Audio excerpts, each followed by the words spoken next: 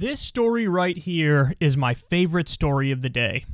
It's a little off the beaten path. Is that the saying? Off the beaten path, off the beaten track? I think it's path. Whatever. This is the people on Morning Joe. Well, actually, specifically, Joe Scarborough himself. Out of absolutely nowhere, he went full socialist. Watch this. So the top marginal tax rate is proposed to be raised to 39.6 from 37%, but that, as you know, doesn't get at the way the super wealthy and corporations make their money and avoid taxes. Well, and we see it every year. I don't understand what's going on when you have the people writing the tax bill for the Democrats saying they're concerned about moderates' concerns. What, do they want Jeff Bezos and Amazon to keep paying $0 in tax? Is that a moderate concern, or is that actually a lobbyist's concern? Because over the past few years, there are corporations that have paid zero taxes in a year. And just over the past couple of years, that includes Amazon, Chevron, Avis, Delta, Eli Lilly, GM, Goodyear, Halliburton, Honeywell, IBM, Netflix, Occidental Petroleum, Owens Corning, Salesforce, U.S. Steel. Last year, Archer Daniels, FedEx, Nike, on and on and on. Are moderates really concerned that those corporations may actually have to pay millions of dollars in tax? Because right now they're paying zero.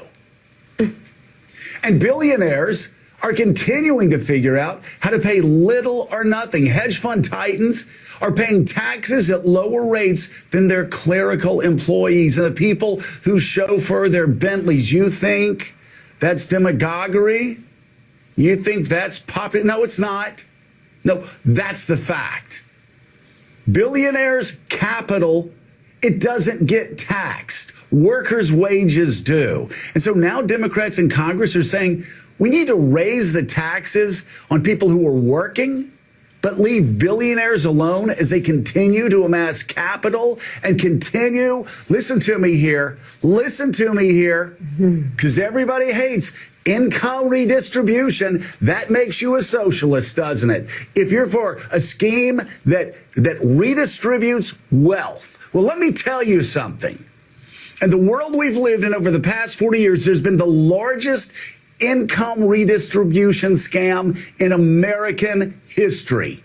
And it's been the middle class that's been looted while trillions keep flowing into the bank accounts of billionaires. Did you hear what I just said? Did you hear what I just said? This whole income redistribution thing we keep, oh, you can't raise taxes on people because that will be income redistribution. You're a socialist. Well, guess what? The very people who are saying that, the very people who are funding think tanks that'll say that, the very people that are paying lobbyists to get the message out to say that, the very people who are spending millions and millions of dollars on lawyers and lobbyists on K Street who are saying that, they're the people who have scammed you. They're the people whose monopolies continue to be untouched.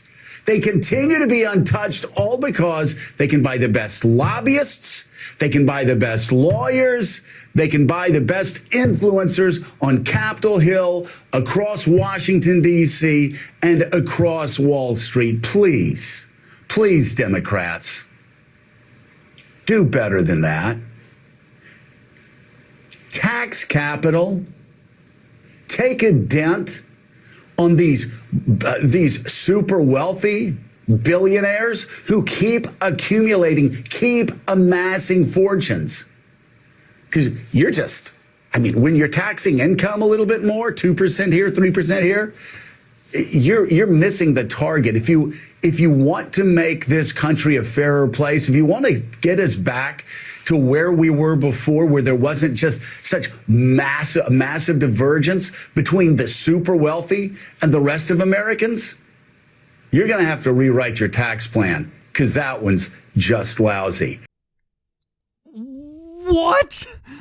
That was amazing to watch. I don't know. Maybe there was like one other time in the history of this show existing where I watched Morning Joe and agreed with like a whole rant.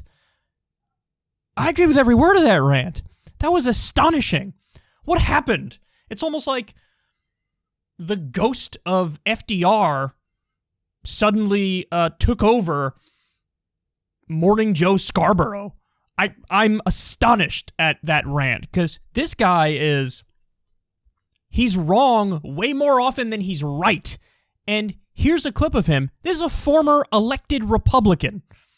He was a Republican congressman in the past. Here he is lecturing the Democrats about how the Democrats need to have a tax plan that goes after the wealthy and corporations much more. Much more. By the way, billionaires saw their wealth increase $5.5 trillion during the pandemic. Let that sink in. Because regular people, average people, working people got obliterated. And they lost ground. Billionaires gained $5.5 trillion. They got 54% richer during the pandemic. So what's Joe Scarborough saying here? He's saying, listen, if you raise taxes on income, even if you do it for the top 1%, you're barely making a difference. It's a drop in the bucket. Wow, you're taking the top marginal tax rate from 36% to 39.6%. Income is nothing compared to wealth accumulation, compared to net worth, for example. And this is the whole idea of a wealth tax. A wealth tax raises a colossal amount of money, and it goes after the people who really need to be taxed, who are just sitting on capital and don't even know what to do with all of it. It's the old, we covered the story from ProPublica. There was this big tax story that they came out with, basically showing how the effective tax rate that a lot of these billionaires pay is like 3%. It's nothing. It's nothing because they don't take it as income. That's not how they take their money. It's not through a salary or income. So they find a way for it to basically not to get taxed at all. He brought up the corporations there. Corporations, they have an army of lobbyists and lawyers and experts who find these endless loopholes. And so they end up legally paying basically no taxes, in some cases, literally no taxes.